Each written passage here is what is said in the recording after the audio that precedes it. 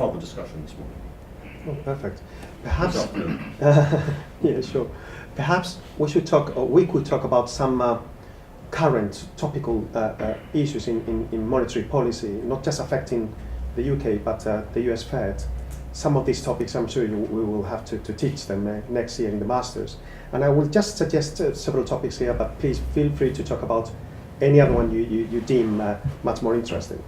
Now, as far as I'm aware, the US Fed is aiming at shrinking the balance sheet, because obviously we know that the balance sheet of central banks, and in particular the US Fed's central bank, has expanded quite a lot since 2008 onwards. And it seems to me that they are engaging in open market operations in order to withdraw money from the economy, aiming at shrinking the balance sheet of the central bank. Obviously, this can be very much harmful for the recovery of the economy. And I would like to ask you, what do you think about this policy and how to do it properly so we don't affect very badly the rate of growth of money in the economy?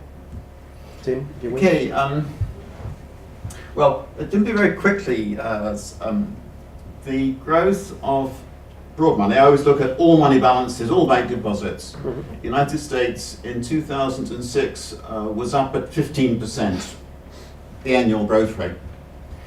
Not for very long, but it was at that level. And there was a boom, asset price inflation.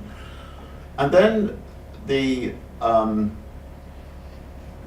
collapse in money growth had various explanations, but in my view, the dominant explanation was a tightening of bank regulation during 2008, particularly late 2008.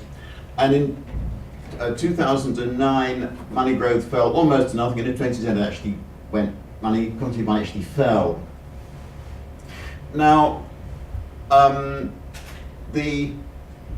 since then there has been a better situation, and the last 3, 4, 5 years, money growth has typically been about, I'm sorry about this, has typically been about, has typically been about, I'm not an iPhone expert, has typically been about 3-4% a year. More or less ideal, in fact. But just recently, it's dropped to 2-3%, and if you annualize the period since last August, it's virtual money stagnation. Okay. Now this is telling you a story about the American economy for 2017, which is not like that in the newspapers at all. The moment we'll talk about Trump boom, we'll wait and see. Part of this, it's not really open market operations one. It's simply, all that's going on is the Fed had this big stock of assets they purchased in the quantitative easing operations from late 2008. And it's letting them run off. Okay.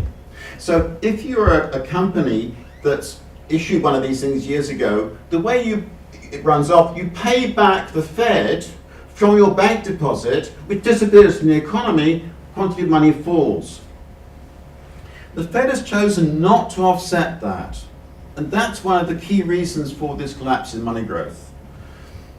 We'll see how much it matters, but I'll make a forecast now, which is that we won't get a Trump boom in 2017, not in the United States. I'm not that worried about the world economy, but I suspect we'll find the next few quarters, US economy disappoints.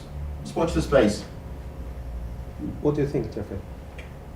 Well, I think that's indeed very persuasive. I would add to that, we're seeing exactly the opposite in the Eurozone and continental Europe, where money growth has at last started to accelerate in consequence of the extraordinary purchases by the European Central Bank, together with, and we shouldn't neglect this, the fact that regulation and capital requirements at last seem to be stabilizing, so that banks at last have some idea of what they need to hold in the way of reserve assets, because of course this uncertainty of itself contributed to sluggishness in broad money growth in continental Europe, and in turn contributed, although there are undoubtedly many